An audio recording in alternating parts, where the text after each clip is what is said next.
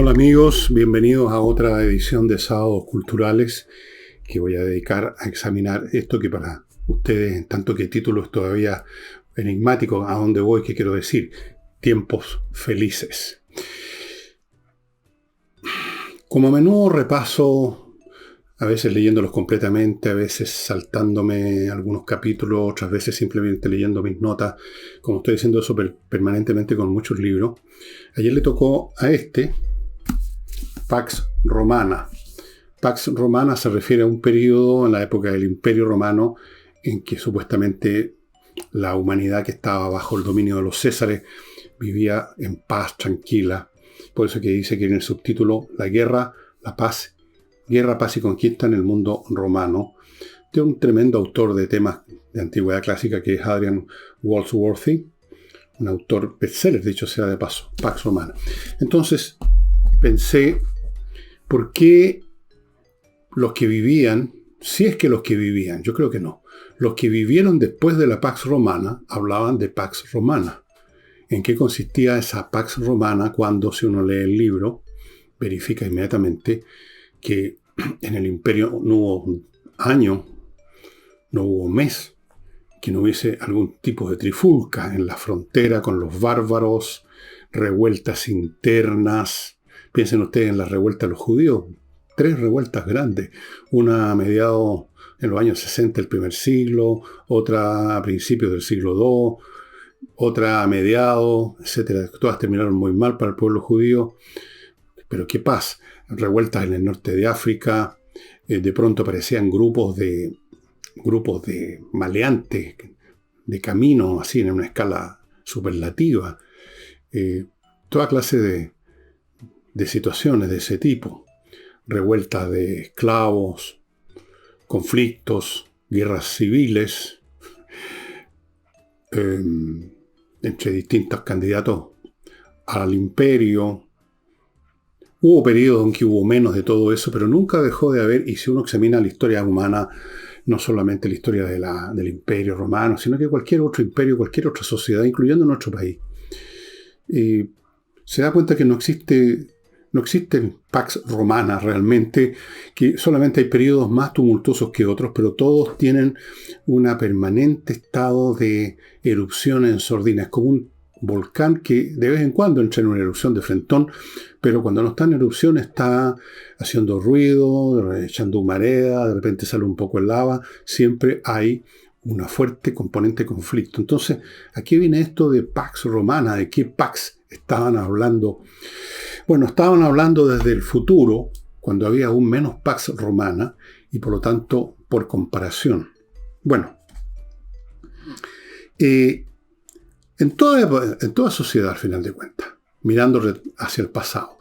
Y de hecho, en la vida de toda persona, mirando su propio pasado, de vez en cuando aparece la idea que podemos empezar con la frase: hubo una vez en que éramos felices, en que vivíamos bien, en que estaba todo bien. Díganme que eso no sucede hoy en día en Chile con el periodo de la Concertación, en el cual tuvo repleto de conflictos y situaciones que se han ido olvidando. Solo queda una imagen de un periodo pacífico por comparación con lo que vino después, obviamente. Todo es comparable y de ahí emergen las evaluaciones. Fuimos felices, se supone, pero no sabíamos que lo éramos. ¿Y cuál es la razón de que cuando estamos viviendo esa Pax Romana, cuando estamos viviendo ese periodo de la Concertación, cuando estamos en nuestras vidas privadas sin que ocurra ninguna desgracia particularmente espantosa, cuando los días transcurren uno tras otro exactamente iguales, ¿por qué en ese momento en que estamos viviendo ese lapso de Pax Romana no nos decimos: qué rico estamos viviendo la Pax Romana, qué contento estoy, gracias Señor, gracias? Rara vez sucede eso. Incluso los que dicen gracias Señor, gracias, no lo dicen porque realmente crean que hay algo que agradecer, sino porque forma parte, digamos, un poco de las mecánicas de oración de los creyentes, dar las gracias. Pero si les preguntaran a usted por qué está dando las gracias, dirían: bueno, no sé, porque sí, tal vez. Entonces, siempre fuimos felices. Vivimos una Pax Romana, vivimos la Concertación en paz y esto, vivimos tal cosa, pero no lo sabíamos. Entonces, primera conclusión, la felicidad es algo, un ente, que solo parece que existe en el pasado, nunca en el presente. Usted dirá, bueno, está en el pasado, pero en algún momento fue presente. Sí, pero pero no era felicidad en el momento presente. Un estado anímico solo existe si se siente ese estado de anímico. Si usted no sintió estar feliz en un momento dado, no estaba feliz.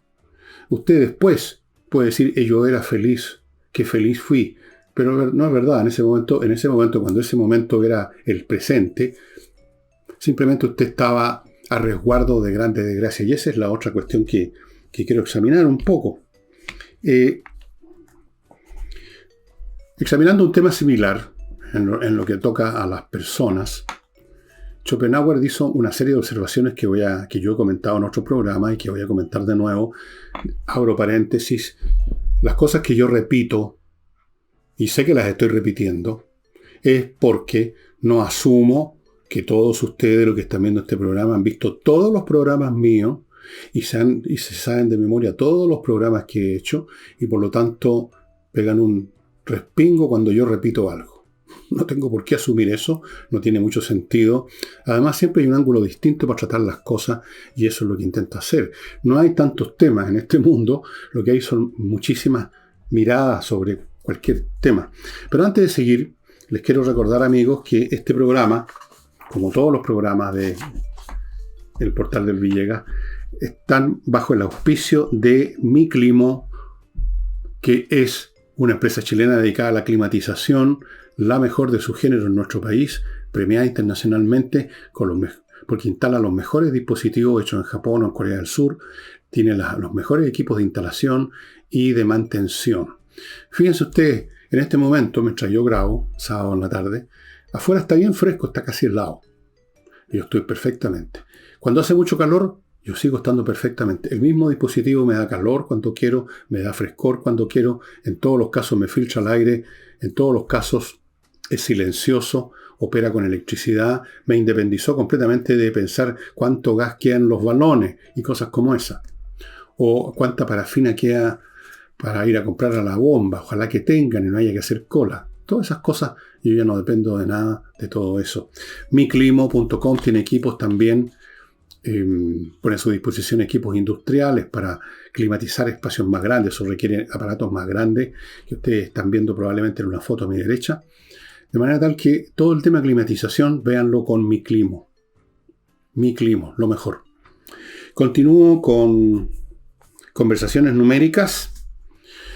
Estas son clases que da un ingeniero que yo conozco personalmente, un tipo muy listo, que ha estudiado el tema de la pedagogía y las matemáticas en muchas partes, y ha llegado a métodos que permiten que incluso los niños más reacios a las matemáticas, que más les disgustan las matemáticas, que tienen problemas, que les va mal, malas notas, no quieren ni mirar un libro de matemática y luego cuando son un poco mayores peor, escogen modos de vida o estudios universitarios, pero que sin matemáticas. O sea, toda su vida está determinada porque de niño le hacían el quite a las matemáticas. Él cambia eso completamente con sus métodos innovativos.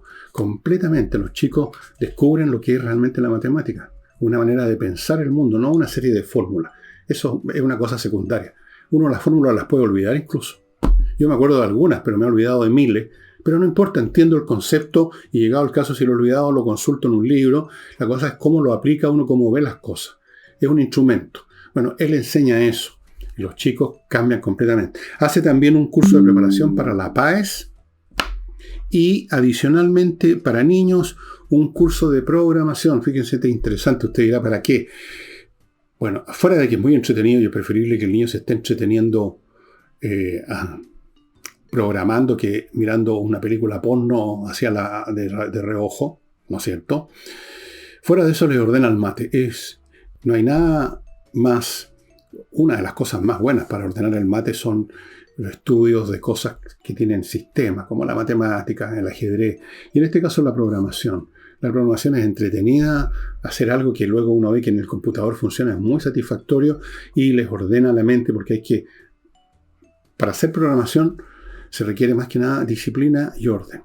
para saber dar las instrucciones en el orden debido y que se produzcan los loops debidos y todo lo que es la programación. Sigo con suplemento Vito, un suplemento para echarlo al alimento de sus mascotas para que este alimento normal se convierta en premium, literalmente, por todos los elementos suplementarios que trae este suplemento. Por eso que se llama suplemento. Usted lo ubica en el sitio de ellos, para perros y gatos esto, y también en muchas mascoterías. Sigo con Oxinova, un polvito que se convierte una vez que está mezclado con agua, pongamos una cacerola con agua durante 1 hora, 45 minutos, en una colonia de bacterias aeróbicas que usted luego las vierte o las vaporiza allí donde hay mal olor y se acabó el problema por meses, porque estas bacterias destruyen, aniquilan aquellas que producen el mal olor, que son las bacterias de la descomposición. O sea, van a la raíz del problema. No tapan el problema con una fragancia que luego se va y que vuelve el mal olor. Destruyen la causa del mal olor. Oxinova. Y ahora un auspiciador nuevo, estimados amigos, que se llama Segunda Opinión Clínica. Les voy a decir en qué consiste. Es una consulta 100% online, primera cosa, una consulta médica, para pacientes con patologías complejas. Estamos hablando, y aquí está el detalle, hipertensión, diabetes, etcétera, y otras más, donde el médico generalmente no explica al paciente ni se integra las necesidades del paciente, sino que simplemente da las pastillas o lo que sea. Estas patologías complejas implican cosas como el cáncer, por ejemplo, hospitalizaciones, etcétera, etcétera.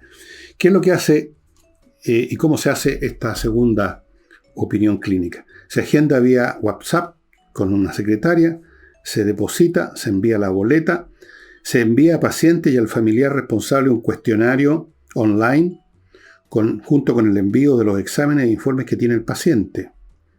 O sea, los tiene que enviar al doctor.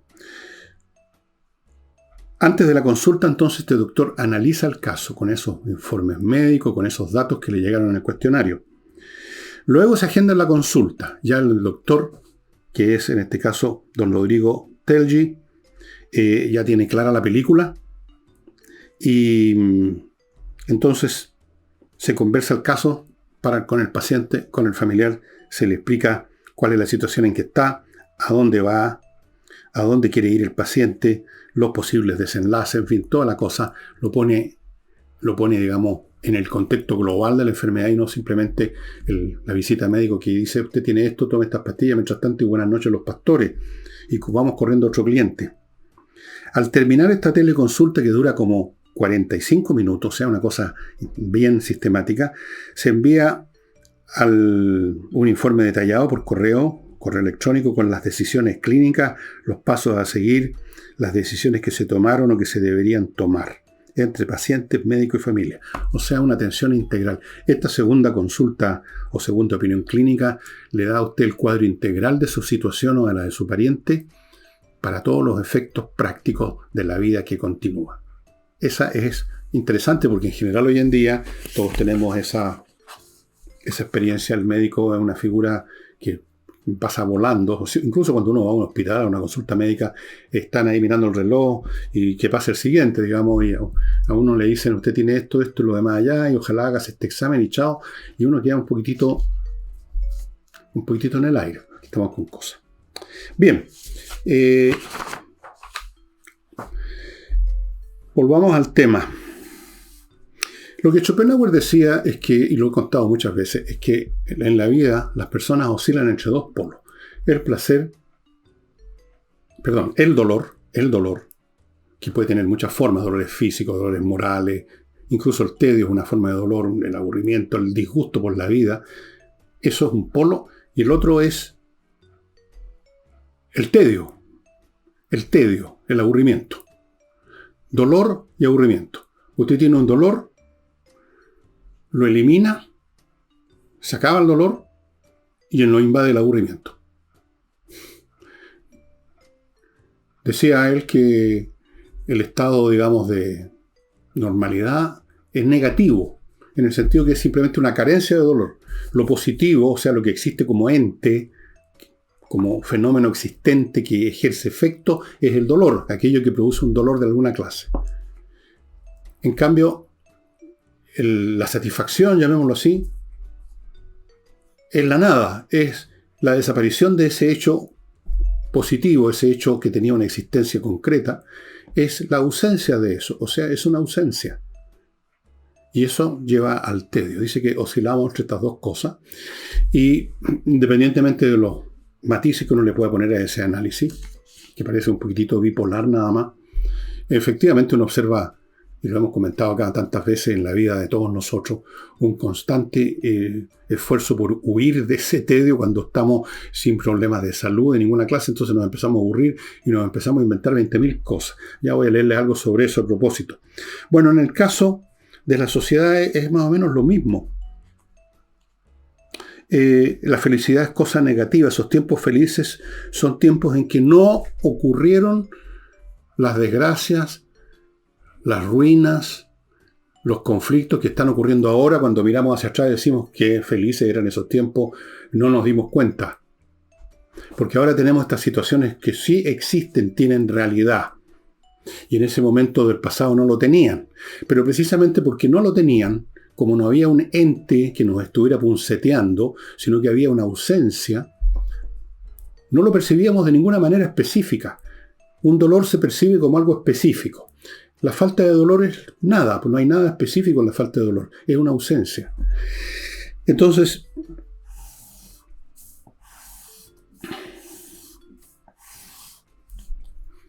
si acaso hay satisfacciones solo muy transitorios, el momento muy fugaz, ese momento de alivio en que desaparece un dolor y después se olvida. Desaparece ese alivio, desaparece, uno no puede estar aliviado todo el tiempo, ¿verdad? Desaparece. Y cuando reaparece el dolor, entonces ahí aparece ese alivio en la forma de recuerdo. Que nos aliviamos en un momento, ahora no nos estamos aliviando, nos estamos desaliviando, nos está cayendo otra vez el problema. Entonces en ese momento reaparece ese momento de alivio, pero en la forma de recuerdo casi yo diría fantasmagórico. Pero nunca lo podemos vivir como uno vive un dolor, como uno vive un dolor crónico, por ejemplo, que está ahí todo el tiempo, es algo real. No se vive nunca la felicidad, solo se la recuerda. Vive en el pasado solamente. En el presente, la felicidad es una ausencia y no somos conscientes de ella. ¿Cuántas veces usted, estimado amigo, cuántas veces usted se dice, mira a su alrededor y dice, estoy bien, no hay ningún problema, qué rico, ya terminé de pagar la casa, no tengo deuda, mis hijas están bien, mi trabajo está funcionando, no me aburro tanto, estoy leyendo unos libros entretenidos? ¿Cuántas veces hace esa, y luego si es creyente dice, gracias Señor por tus favores? ¿Cuántas veces? Rara vez, pues. Rara vez, ¿no es cierto? Simplemente los días van y vienen en una especie de estado de sonambulismo y a las sociedades completas les pasa exactamente igual. Y luego, en ese futuro, en que miramos hacia atrás y decimos, qué felices fuimos, tampoco nos acordamos de que en realidad, en medio de esa felicidad que no vivimos, que no experimentamos, la verdad es que estábamos rodeados de situaciones complicadas y conflictos que desaparecen. La Pax Romana, como les decía, les sugiero que lean este libro muy entretenido, está repleto de conflictos. Pero claro, cuando los conflictos fueron mucho peores, cuando el imperio se estaba tambaleando al borde de la caída, cuando los bárbaros entraban por todas partes y quemaban, destruían, mataban, violaban, entonces ese pasado repleto de conflictos, parecía una época maravillosa y feliz, la Pax Romana. Así es que la felicidad es siempre un ente retrospectivo, imaginario, y que depende también de una comparación con las cosas del presente. Eso es su sustancia.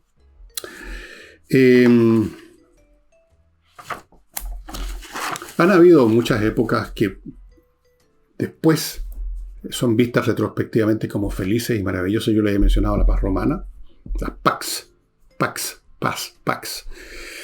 Pero hay otras, por ejemplo, la Belle Époque.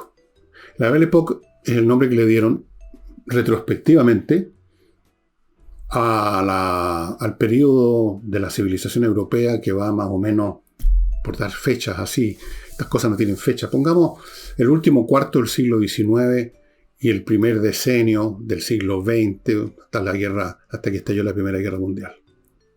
La Belle Époque.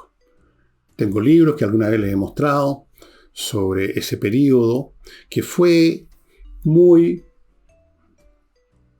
positivo, digamos, para las clases altas, no para las de abajo, que fue un periodo que también tuvo guerras, conflictos sociales intensos, pero claro, en comparación con la Primera Guerra Mundial, fue la Belle Époque, la época bella. Pero no fue bella. Los que vivían en ello, incluso los que estaban arriba en la escala social y que disfrutaban todos los privilegios del poder, la riqueza, la notoriedad, todo, no sentían que estaban viviendo una Belle Époque. Vivían el día a día, quizás sin problema económico, o quizás también sí con problema económico, a lo mejor una inversión le iba mal. Habían conflictos familiares, había esta presión social creciente, habían guerras, hubo varias guerras, no dentro de Europa, pero en la periferia de Europa y que tenían que ver con Europa. Había toda clase de situaciones, según cada caso, vividas con un grado importante de conflicto, de dolores y de penalidades, pero vistas desde la perspectiva de la Primera Guerra Mundial, fue una Belle Époque. Fíjense ustedes que en el siglo XVIII, en Francia, muy poco antes de que estallara la revolución y quedara la crema, millones de muertos, entre la revolución y las guerras napoleónicas, que es un hijo de la revolución, y la guerra civil y todo, murieron millones de personas en Francia y en Europa. O sea, sumando todo, digamos. No se ha podido hacer nunca el cómputo, pero sí sabemos algunas cifras dentro de Francia, todo lo que ocurrió de atroz. No voy a evaluar la Revolución Francesa, estoy hablando de la parte de los dolores y de las penalidades. Muy poco antes.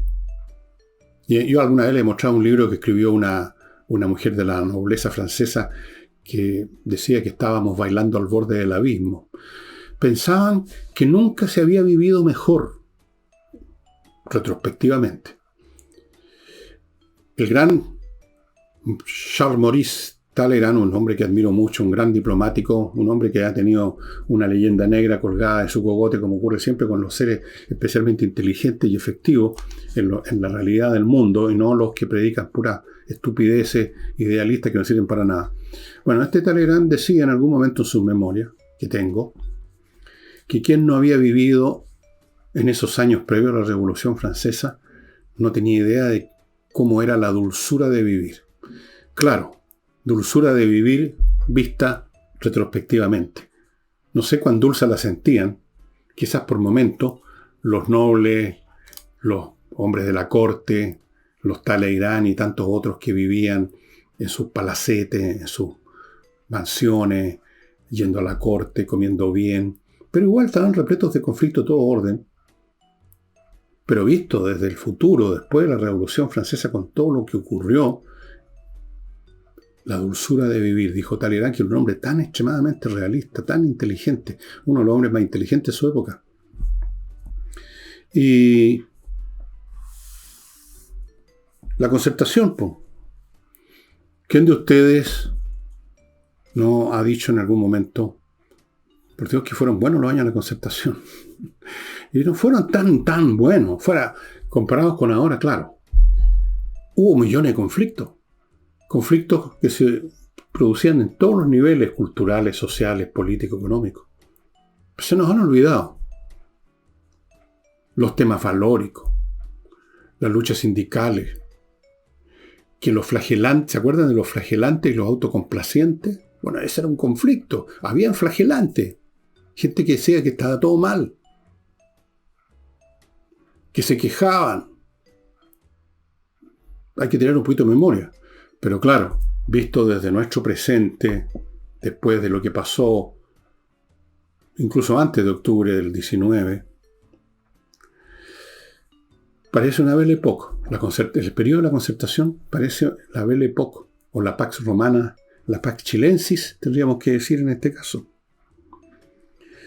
Así es que la felicidad pasada, los tiempos felices que se miran, son en parte fruto del olvido y fruto de la comparación. Comparamos y aquello que era invisible, inaudible, se convierte en algo positivo y nunca lo fue. Nunca fue un ente que nos tocara, que nos dijera, miren qué rico es esto. Era la ausencia de todo lo que estamos pasando ahora. Eso era.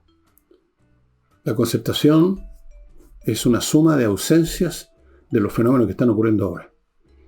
No había el tren de Aragua. No había, bueno, ¿para qué digo? Primeras líneas. No habían todas esas cosas. Era un no había. Eso es lo que era. Ahora, claro, cuando uno escarba un poquito más la historia, se encuentra con algo que ya les voy a contar, pero antes les voy a contar de mis auspiciadores de fin de semana. SLI Consultores, servicios logísticos de ingeniería, consultores en temas logísticos, que son, lo logístico se refiere al movimiento físico de cosas en el tiempo y espacio.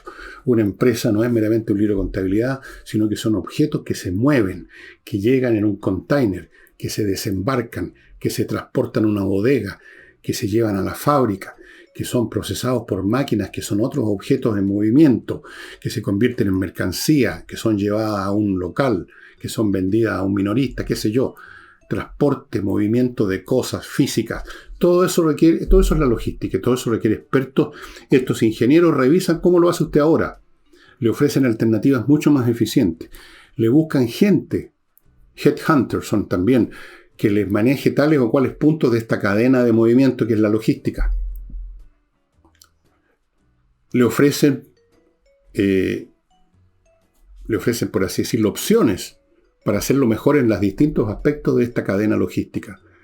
Todo eso es fundamental, estimados amigos, tan fundamental como el tema administrativo, contable, de números, es esto de la logística. Póngase en contacto con ellos y maneje bien su empresa. Mire que por fallas logísticas hay muchas empresas que se derrumban. Continúo con Kaizen Automotriz, una empresa que se especializa en la mantención preventiva de su vehículo. Usted lo lleva, aunque esté funcionando en un momento dado, lo lleva, ellos lo van a revisar, pero por entero, 30, 40, 50 ítems, más o menos, son los que yo sumé de la revisión que hicieron del auto de una de mis hijas, otro auto, o el mismo, no me acuerdo. 30, 40, 50 ítems, esto hay que cambiarlo, esto requiere una reparación, esto está bien, esto es. Cosa de que usted no se encuentre con que ese diagnóstico lo hace la pana misma cuando lo deja botado. El diagnóstico consiste, me eché a perder, soné, quedaste botado, compadre. Eso es.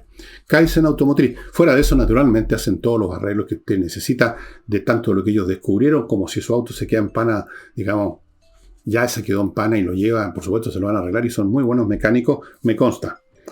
Y barbería Le Moustache, 2 o 3 barberías que están, una en Ñuñoa, creo que en ¿cómo se llama esta cuadra? Manuel Montt, por ahí, por eso es Providencia en realidad.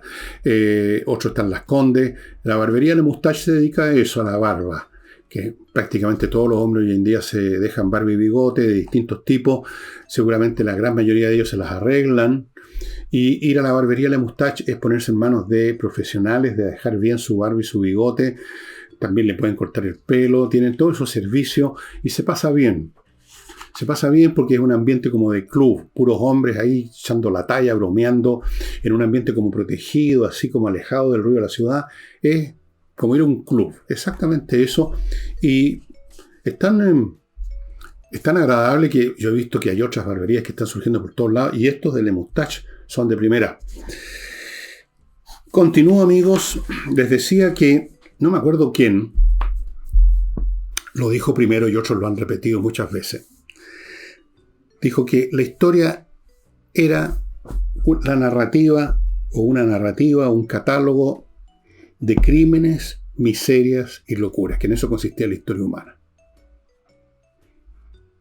Incluyendo los tiempos de las Pax romanas. Y no sé si ustedes se acuerdan, se lo he mencionado acá varias veces, un cuento de Borges, de este señor, un sultán, un reino árabe, muere su padre, hereda, y era un hombre curioso, y le ordena al visir que escriba el libro más completo y exhaustivo acerca de la historia de la humanidad. Y se va al visir con sus consejeros, con sus eruditos, y al cabo de 20 años regresan con una caravana de camellos cargados, cada uno con muchos volúmenes. Y cuando ve esto, el rey que estaba gobernando ya hacía 20 años le dice: gracias por su trabajo, veo que ha sido súper exhaustivo, pero usted comprenderá que estoy reinando ahora, tengo miles de problemas, no tengo tiempo para leer toda esa cantidad de libros. Háganme un resumen, por favor. Se va al visir con sus consejeros, con sus eruditos, todos estaban envejeciendo. Algunos habrían muerto, habían otros nuevos, y le preparan un resumen. El resumen eran 3 camellos, cargados cada uno con 10 mamotretos gigantes. Llegan a la corte, ya arrastrando las patas algunos. El rey estaba bastante más viejo, ya tenía como 60 años, y le dice: bueno, sigo reinando, los problemas siguen creciendo, esto es un tema del día a día, les agradezco mucho el resumen que ustedes han hecho, pero estoy viendo que aquí hay unos 30 tremendos libros, no tengo tiempo para leerlos, háganme un resumen. Entonces se retira el visir con los eruditos que le van quedando, y al cabo de unos años vuelve con un camello cargado con un libro, gordo, grande. En ese momento el rey estaba muriendo. El rey estaba en su lecho, muriendo ya. Se acerca el visir, que no estaba muy lejos también de la muerte, y le lleva este tremendo mamotreto y le dice: aquí está el resumen. Y el rey le dice: le agradezco su enorme trabajo, pero usted ve cómo estoy, sencillamente no voy a tener tiempo para leer ese libro. Entonces finalmente el visir se acerca a este hombre que ya moría y le susurró en la oreja lo siguiente, le dijo: Majestad, le voy a resumir la historia humana entonces en 3 palabras. Nacieron, sufrieron, murieron. Esa es la historia humana. No hay Pax Romana, más que comparación con tiempos aún más tumultuosos que los que vivía la Pax Romana.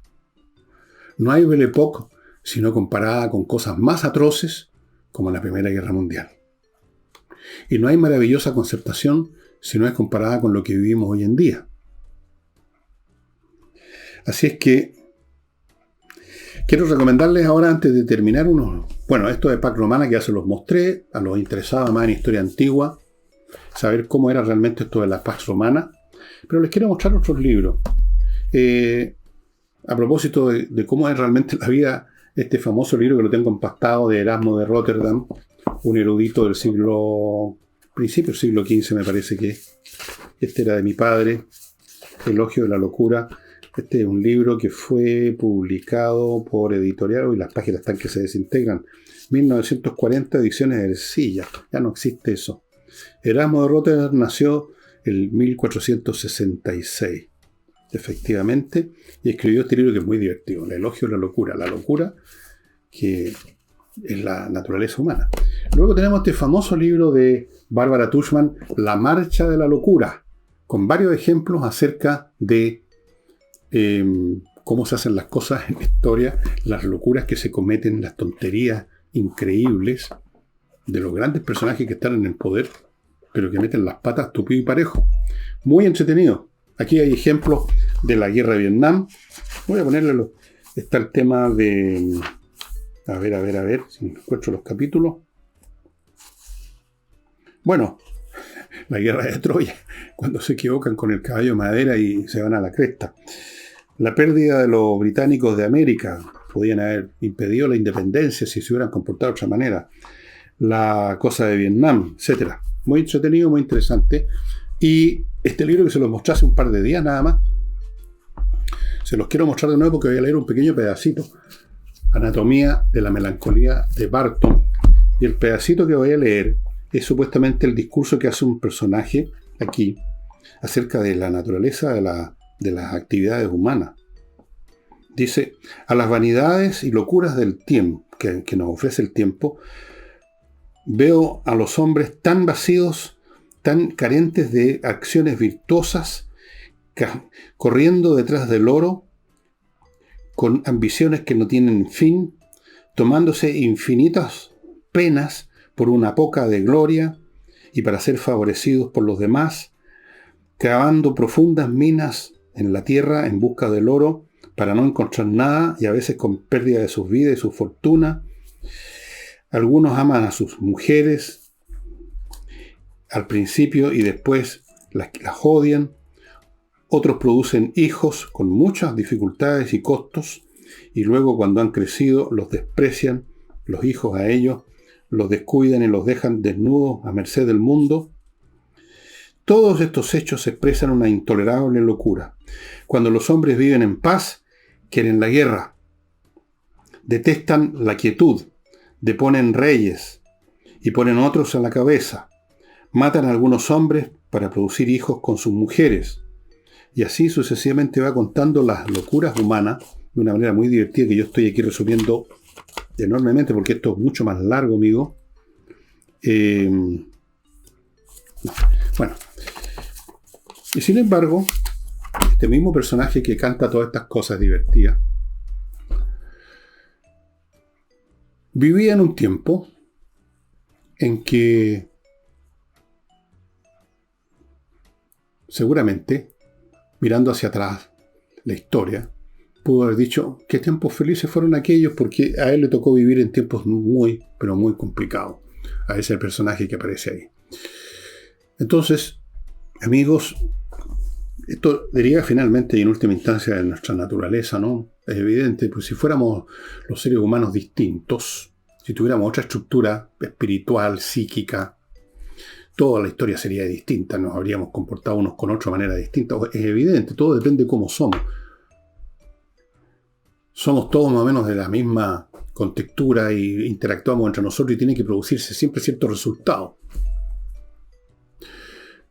Si fuéramos más inteligentes en lo que somos, mucho más inteligentes en lo que somos, nos evitaríamos probablemente el 99% de las locuras que cuenta Barbara Tuchman en su libro.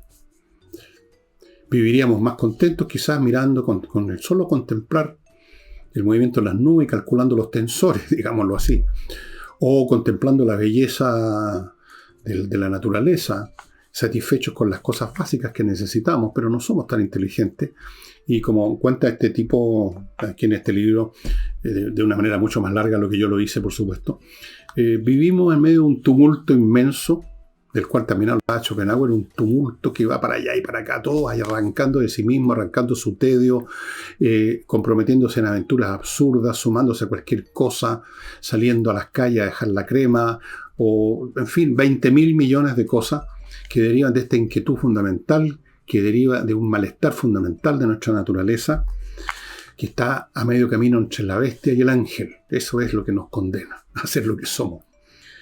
Así que tiempos felices nunca los vamos a vivir, solo los vamos a recordar. Y ese recuerdo va a tener mucho de fantasía. O sea, totalmente una fantasía en realidad, porque cuando estábamos en esos tiempos felices, no éramos felices. Probablemente en esos tiempos que ahora vemos felices, estábamos pensando en otros tiempos anteriores que eran felices.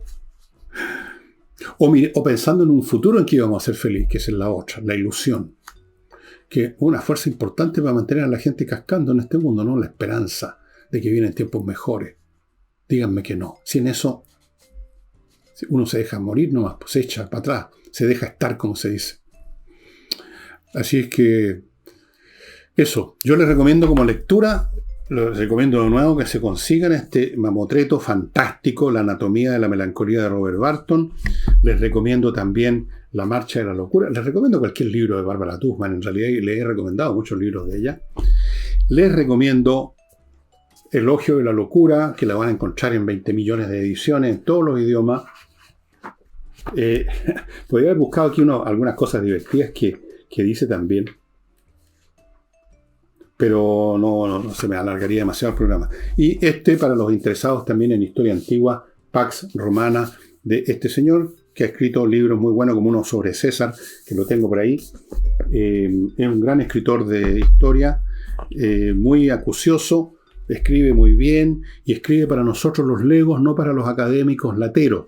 Escribe para contarnos la historia como debe ser contada una historia, con interés humano, bien dicha, con colorido, sin que eso signifique que se está olvidando la sustancia de las cosas, que está siendo poco prolijo. No, eso es una tontería. Uno puede ser prolijo y al mismo tiempo escribir bien, ¿no es así? Cosa que algunos académicos olvidan, o sea, olvidan con demasiada frecuencia muchos de ellos. Eso sería todo, creo que... Sí, perdonen. No se vayan todavía porque si no me van a colgar de un farol a mí. Higiena, la Academia de Música, amigo. Si está muy aburrido, aprenda música. No hay más entretenido. Clases online. Y usted, clases online de piano, de guitarra, de flauta, de saxofón, de cuánta cosa hay, batería. Pregunte. Las clases son online, son muy entretenidas y si usted tiene la menor duda, pide una clase demo entera. La clase entero, demo, gratis. González y compañía, si usted tiene un problema legal complicado que entra en el territorio del Código Penal, mejor que se ponga en manos de estos fulanos que son los mejores de la plaza.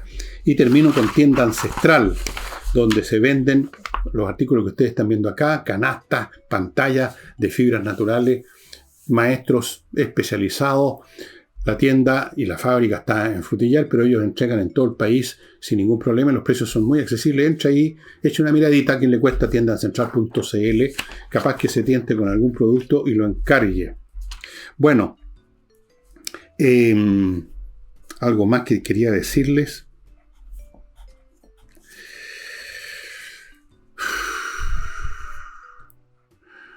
Hay que hacer de vez en cuando el esfuerzo, salir de nuestra especie de rutina inconsciente, sonambúlica, y si acaso realmente no estamos tan mal, echar una mirada y agradecer, aunque uno no sea creyente, agradecer a quien sea, a quien usted quiera, lo que tiene, lo que es, en vez de estar, cuando ya lo ha perdido, diciendo, pocha, disfrútelo ahora, disfrute y diga, no estoy nada de mal, qué rico. Hágalo de vez en cuando, amigos. Y eso sería todo por hoy. Para mañana domingo. ¿Qué personaje, qué cosa podría ser para entretenerlos un poco? No lo sé todavía, pero voy a buscar y en todo caso sé que igual son pocos los que me siguen el domingo. Pero para esas personas fieles que me siguen el domingo, yo hago el mayor esfuerzo posible para entregarles algo que sea entretenido, divertido, o informativo, o ilustrativo, o cualquier otro Ivo. Ya amigos, sería todo. Nos estamos viendo mañana, espero. Chao.